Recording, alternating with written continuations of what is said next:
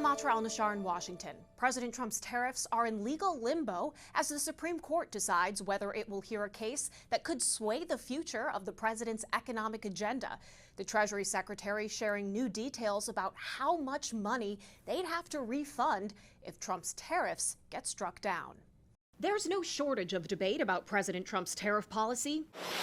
Will it usher in a golden age of American manufacturing? Or will it backfire and cause inflation to soar? Before we can know that, the Supreme Court first has to answer, is any of this legal? Lower courts ruled the president overstepped his executive authority when he relied on a 1970s Emergency Economic Powers Act to declare fentanyl and America's trade deficits national emergencies as justification to tariff nearly all of America's trading partners. It's just vital for the country, vital, absolutely. The Trump administration is asking the Supreme Court to decide by Wednesday whether they'll review the case and to schedule oral arguments for the first week of November. If the justices agree with lower courts that the president went too far and tariffs, a tax on imports, are under the purview of Congress, the administration would likely have a big mess to clean up. We would have to give a refund on about half the tariffs, which would be terrible for the Treasury. And you're prepared to give those refunds? Well, I mean, there's no be prepared. If the court says it, we'd have to do it. Since the president's first use of these emergency declarations, the U.S. has taken in about $150 billion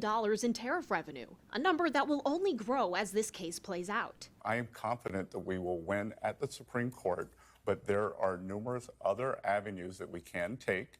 They diminish President Trump's negotiating position. Those other avenues are narrowly tailored laws that cannot be applied as broadly or as quickly as the current tariff regime. A loss at the court would be a major setback for the White House, but for businesses upended by the president's trade policy, it could be the end of what's been an economically treacherous year. In Washington, I'm Atra Al-Nashar.